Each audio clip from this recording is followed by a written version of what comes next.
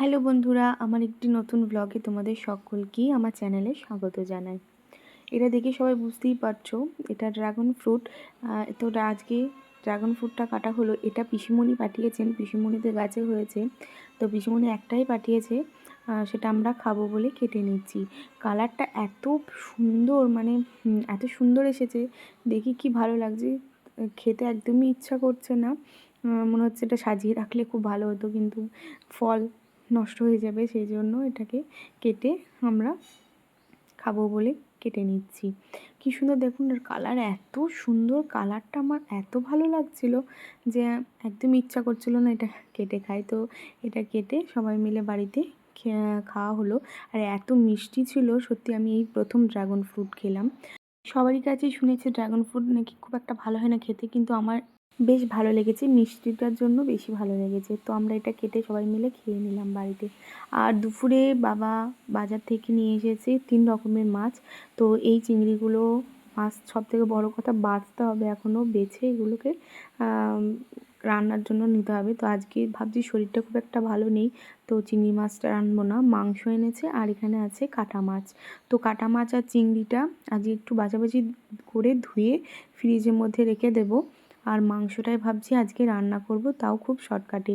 শরীর ভালো না থাকলে না একদম কাজ করতে ইচ্ছা করে না, জানো তো। তো আজকে শর্টকাটেই ভাবলাম মাংসটা রান্না করি। তো মাংসতে সব কিছু মশলা একসাথে মেখে নিয়েছিলাম। এটা ছিল চিকেন, তো সব কিছু মশলা দিয়ে পেঁয়াজ রসুন সব কিছুই একসাথে দিয়ে দিয়েছিলাম। এমনকি আমার এত বিরক্ত লাগছিলো, আমি আলুগুলোকে পর্যন্ত একদম ভাজতে ইচ্ছা করছিল না। তো আলুগুলোকেও আমি এই ম্যারিনেশনের সঙ্গে মাখিয়ে 30 মিনিট মতো ঢাকা দিয়ে রেখে দিয়েছিলাম। আজকে দুপুরের মেনু এই চিকেন আর ঝোল ভাতই করবো ভাবলাম। শরীরটা ভালো না থাকলে একদম ইচ্ছে করে না রান্না করতে।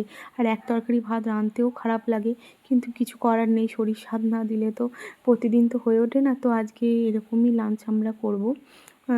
এতে অবশ্য আমাদের কোনো অসুবিধা হয় না, 1-2 দিন আমরা এরকম ঝোল ভাত খেয়েই নিই।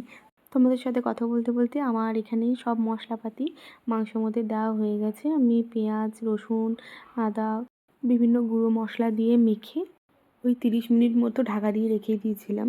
আর আমার এত পরিমাণ বিরক্ত লাগছিল যে আমি আলুগুলোকে পর্যন্ত ভাজিনি, সেটাকে পর্যন্ত এই মাংসের সাথেই ম্যারিনেশন করে রেখে দিয়েছিলাম। তারপরে প্রেসার কুকারের মধ্যে আমি তেলের মধ্যে সব কিছু দিয়ে 2 থেকে 3টে সিটি মেরে নিয়েছিলাম। মাঝে মাঝে এরকম হালকা খাবার খেতেও ভালো লাগে। বরমশাই অবশ্য বলছিলেন যে খাবার অর্ডার দিয়ে দেওয়ার জন্য, তো আমি বাইরের খাবার একদমই পছন্দ করি না, আর বাইরের খাবার খাওয়াও খুব একটা ভালো নয়। তো আজকে এরকম হালকা পাতলা দিয়েই দুপুরের লাঞ্চটা সারলাম।